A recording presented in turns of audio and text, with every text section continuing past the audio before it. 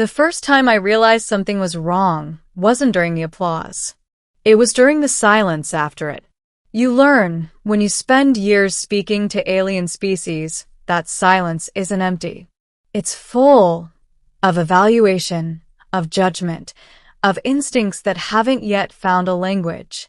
That day, standing on the circular dais of the Qatari diplomatic ring, I had just finished a flawless translation of a multi-layered negotiation between three species that, until recently, would have killed each other on sight. The room had erupted. Clicks, pulses of color, harmonic vibrations, each species expressing approval in its own way. Even the Qatari, who rarely reacted to anything, shifted their crest lights to a rare shade of silver approval. And then silence. A tight, focused kind. All of it directed not at me, at her. Commander Illyra then stood at the edge of the dais, arms folded behind her back, posture as rigid as vacuum-forged steel. She was human, technically, but anyone who had served long enough on the frontier knew that title didn't fully apply to her anymore. She had changed. Or maybe she had always been something more. Her eyes, a deep, unsettling shade of gold, didn't blink as the room's attention shifted from me to her. She didn't smile. She never smiled. But she stepped forward. And that's when everything began to shift. "You're becoming a problem." That was the first thing she said to me afterward. Not congratulations. Not good work. Not even acknowledgement. A problem. I sat across from her in the observation deck, watching the Qatari star bloom like a living fire outside the transparent hull. "I solved a three-species negotiation without bloodshed," I said. "That's usually considered a good thing." "For the Alliance," she said calmly. "And for us," I added. Her gaze sharpened. "No," she said. "Not for us." There was something in the way she said it. Quiet, controlled, but with an undercurrent of something territorial. Like she was correcting a boundary I didn't realize I'd crossed. "I don't understand," I admitted. "That's the problem," she replied. She turned away from me, her reflection merging with the star beyond the glass. "You're attracting attention," she said. "That's literally my job." "Not like this." Her voice dropped, just slightly. "They're watching you." "They've always watched me," I said. "I'm the only human linguist who can." "They're not watching you as a translator." That made me pause. I leaned forward. "Then what?" She didn't answer immediately. Instead, she stepped closer. Too close. Her presence had always been intense, but this was different. There was a tension in her movements, like something restrained beneath the surface. "They're watching you," she said slowly, "like you belong to them." I blinked. "That's ridiculous." "Is it?" Before I could respond, the deck lights dimmed, an automatic shift to evening cycle, and for a brief moment, her eyes glowed brighter in the darkness. Predatory. Focused. Mine. And that was the moment I first felt it. Not fear, but something far more complicated. The attention didn't stop. If anything, it got worse. At first, it was subtle. Delegates requesting me specifically. Invitations to private discussions. Gifts, strange, beautiful, often incomprehensible in their meaning. The Thaurin offered me a crystal that pulsed with their version of trust. The Virek gifted me a woven band of living fibers that adjusted to my pulse. Even the Qatari, who rarely interacted beyond necessity, began requesting my presence at their internal deliberations. I should have been thrilled. Instead, I started noticing something else. Illyra was always there, always watching, always intervening. The first time was with the Thaurin. Their ambassador had reached out, literally, their tendrils brushing my arm in what I understood to be a sign of respect. Before I could respond, Illyra stepped between us. Her hand closed around my wrist. firm, unyielding. He's occupied, she said. The Thaurin recoiled instantly, their colors shifting to alarm. Illyra, I said quietly, it's fine. It's not, she said. Her grip tightened. Not enough to hurt. Just enough to remind me that she could. The Thaurin withdrew, murmuring something that translated roughly to claimed. I didn't understand at the time. I would soon. You can't keep doing that, I told her later. We were alone again, this time in the navigation chamber. Stars stretched endlessly around us, silent witnesses to the tension between us. I can, she said simply. And why exactly do you think you should? She turned to face me. Up close, her expression was unreadable. Not cold, just controlled. Because they're misinterpreting you, she said. I'm a diplomat. Interpretation is literally. They think you're offering something. I frowned. Offering what? Her gaze flickered, just for a moment, then steadied. Bond, she said. The word hung in the air. I laughed because it sounded absurd. I'm not bonding with anyone. I'm talking. You're doing more than that. How? She stepped closer again. And this time I didn't step back. You listen, she said. You adapt. You mirror them. You give them what they need to feel understood. That's my job. To them, she said quietly. That's how bonds begin. The realization hit slowly, uncomfortably. You're saying they think I'm what? Courting them? Yes. All of them? Yes. I ran a hand through my hair. That's insane. No, she said. It's natural. For them, maybe. Not for us. Her expression shifted then. Just slightly. Speak for yourself, she said. And something in my chest tightened. The next incident wasn't subtle. It happened during a joint assembly. I was standing at the center again, explaining a translation nuance between the Vyrek and the Ketheri when I felt it. A shift. The room's attention wasn't on the discussion. It was on me. Again. But this time, it wasn't just curiosity. It was interest. Focused. Intent. The Vyrek representative stepped closer than necessary. Their living fibers brushed against my arm again, lingering this time. A signal. I opened my mouth to redirect the conversation, and the room went still.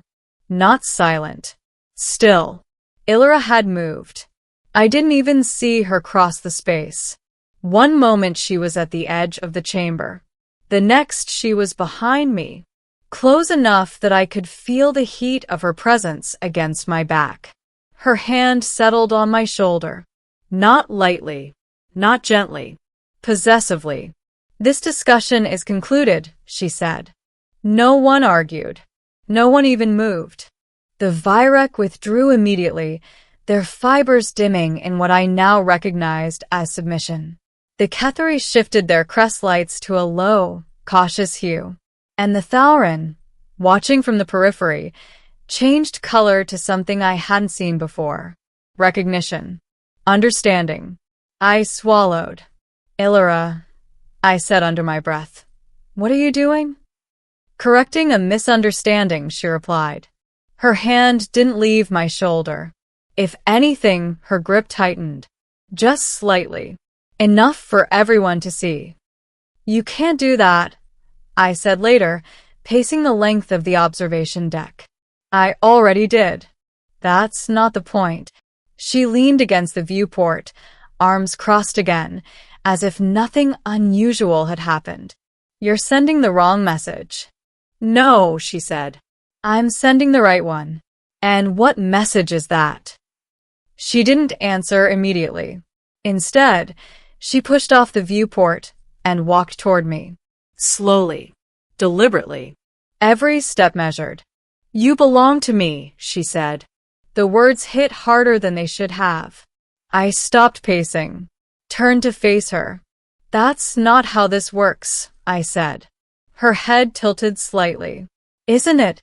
No, I said firmly. I'm not. I hesitated, searching for the right word. Owned. Her expression didn't change. I didn't say you were owned, she said. Then what exactly are you saying? She stepped closer again, close enough that I could see the faint, almost imperceptible shifts in her eyes. Not human. Not entirely. I'm saying, she said quietly, that I won't let them take you. They're not taking me. They're trying. And you think grabbing me in front of an entire assembly is the solution? Yes. I stared at her. You're serious. Completely. There was no humor in her voice. No exaggeration. Just certainty. And that's when I realized something else. She wasn't just reacting. She was claiming. The truth came out sooner than I expected. It was the Thaurin who said it first. Your bonded is protective. I nearly choked on my drink. My what? The Thaurin's colors shifted in mild confusion. You're bonded. The one who marked you. I'm not. No one marked me. The Thaurin's tendrils curled slightly, indicating disagreement. She has, they said. Repeatedly. I froze. What do you mean? They gestured toward my shoulder. The contact. The proximity. The scent markers. I blinked. Scent markers. Yes. I stared at them, then slowly turned my head, my shoulder, where Illyra's hand had rested, where it had lingered, more than once. You're saying, I said slowly, that every time she... Yes, the Thaurin said. She is reinforcing her claim. I felt something shift in my chest. Not panic. Not anger. Something else. Something I wasn't ready to name. I confronted her that night. You marked me. She didn't deny it. Yes. I stared at her. You could have told me. You didn't need to know. That's not the point. It is, she said. If you knew, you might have resisted. And you didn't want that? No. Her honesty was disarming, infuriating, compelling. All of them think I belong to you, I said. Yes. And you're okay with that? Yes. I took a step closer. Why? For the first time since I'd known her, Illyra hesitated. Just for a second. Then she answered. Because I don't like the way they look at you. The simplicity of it hit harder than anything else she'd said. They respect me, I said. They want you, she corrected. And that bothers you? Yes. Why? She stepped closer, closing the distance between us completely. Because you're mine, she said. The words should have angered me, should have pushed me away. But instead, say that again, I said quietly. Her eyes locked onto mine. You're mine. This time, it didn't sound like a declaration. It sounded like a confession. And something in me answered.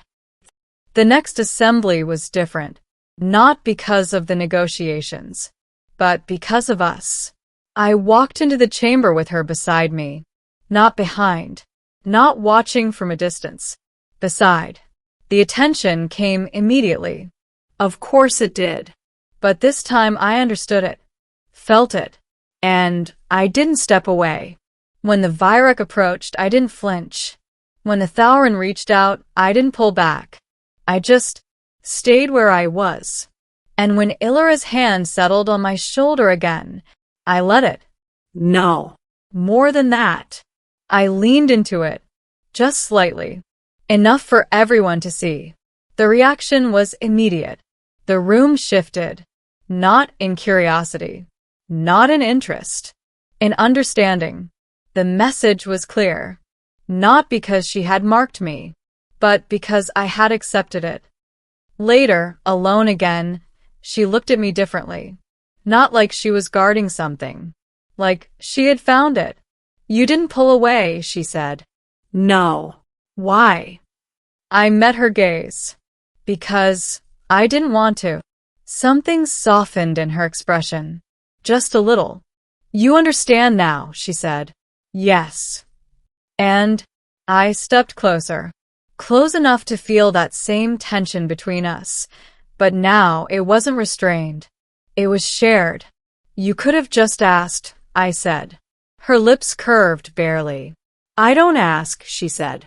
I noticed. A pause. Then, would you have said yes? I didn't answer immediately. Instead, I reached for her hand. The same hand that had claimed, marked, protected, held. And I didn't pull away. Yes, I said. And for the first time since I'd known her, she smiled. That should have been the end of it. In most stories, it would have been the moment of acceptance, the quiet confession, the shift from tension to something unspoken but understood.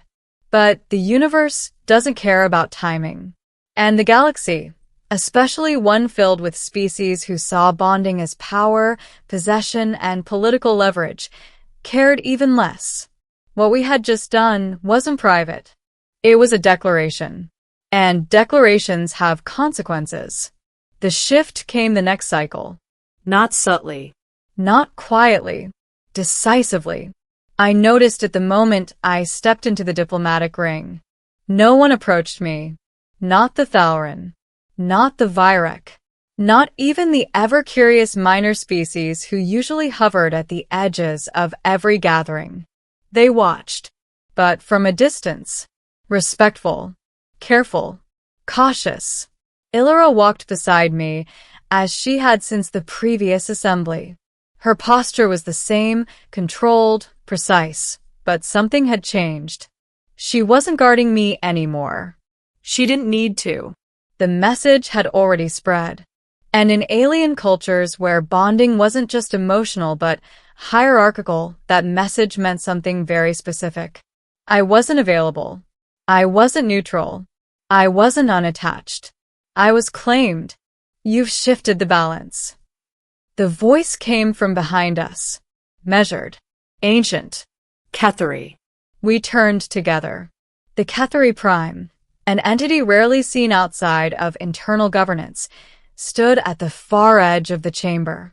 Its crest lights shimmered in slow, deliberate patterns of thought. You speak, I said carefully, as if that wasn't already happening. It was not, the Prime replied. Its gaze flicked, not to me but to Illyra. You were an anomaly, valuable, unbound, a point of convergence. And now? I asked. Now you are aligned. The word felt heavier than it should have. Aligned. Not owned. Not controlled. But no longer free in the way I had been. I glanced at Illyra. She didn't react outwardly. But I felt it, the subtle shift in her stance. Not defensive. Ready. If there's a concern, I said, you can address it directly. There is no concern, the Prime said. A pause. Then, there is recognition. The crest lights shifted again. A rare pattern. Respect. For what? I asked. For what she is, the Prime said. Silence fell. Not just around us. Through us. Because that question, the one I hadn't asked yet, suddenly felt unavoidable. What she is. Not who. What? I didn't wait long to confront her. You've been hiding something. We were back in the observation deck, the same place where this had started. Stars stretched endlessly beyond the hull. Cold. Distant. Unforgiving. Like truth. Illyra didn't deny it. Yes. I let out a slow breath. Are you going to tell me what it is? She turned toward me. And for the first time since I'd known her, she looked uncertain. Not weak. Not afraid. Just careful. I wasn't assigned to this mission as a commander, she said. I figured as much. I was assigned as a failsafe. That made my chest tighten. For what? For you. I blinked. That doesn't make any sense. It will. She stepped closer. Not predatory this time. Not territorial. Just honest. You weren't chosen for this role because you're a good linguist, she said. I'm one of the best. Yes, she said. But that's not why. A pause. Then. You're compatible. The word echoed. Not in the room. In me. Compatible with what? I asked quietly. With them. Everything clicked. All at once. The attention. The bonding interpretations. The way every species responded to me, not just as a translator, but as something more. I'm not just translating, I said slowly. No. I'm connecting. Yes. I stared at her, and that's dangerous. Yes. A hollow laugh escaped me. So your solution was to claim me? No, she said.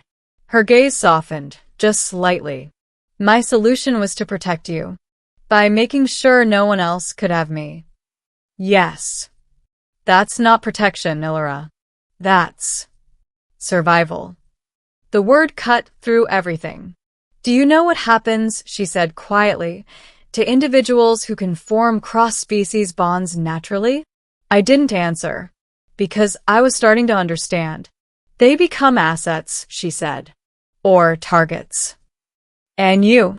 I asked. What are you? She held my gaze. For a long moment. Then she answered.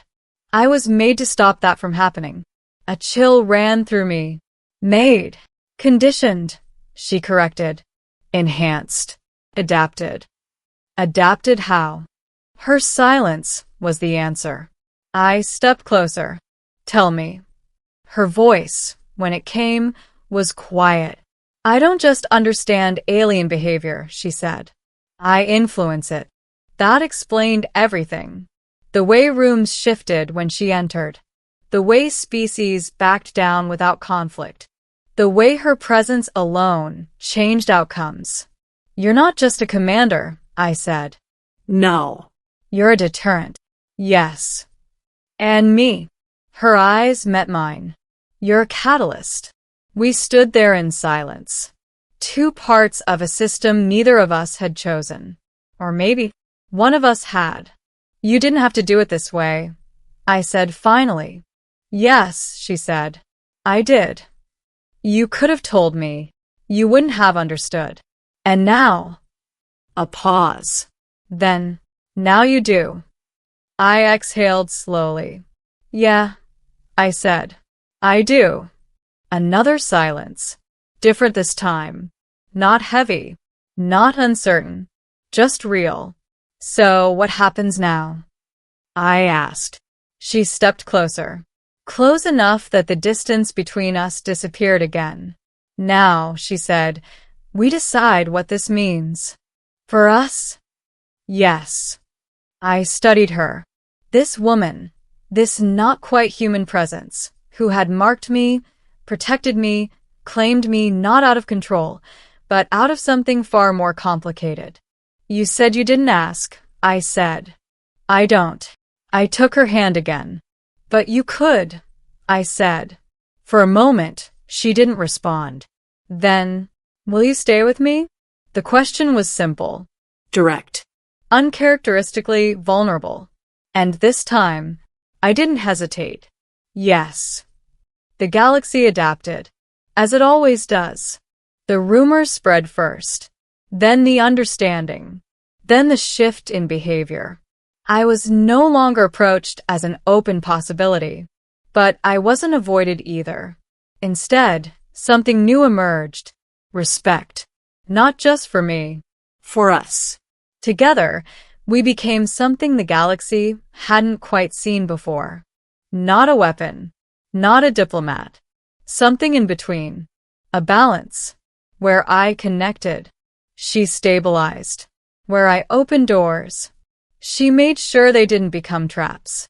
Where I was seen as an invitation. She was the boundary.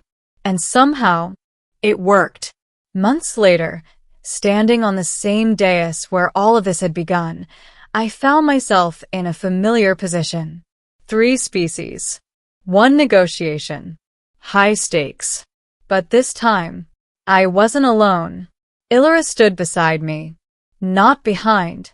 Not watching. Beside. And when the attention shifted, because it always did, I didn't feel overwhelmed. I didn't feel claimed. I didn't feel taken. I felt anchored. Her hand brushed mine. Light. Intentional. Not a mark. Not a warning. Just presence. And for the first time since this all began, I understood the difference. She hadn't marked her territory. Not really. She had made a choice. And in the end, so had I. Out here, in the vast, unpredictable expanse of the galaxy, where species misunderstood each other with a single word, a single gesture, a single glance. We had become something rare. Not perfect. Not simple. But real. A connection chosen. A bond understood. And a line drawn not out of control, but out of care.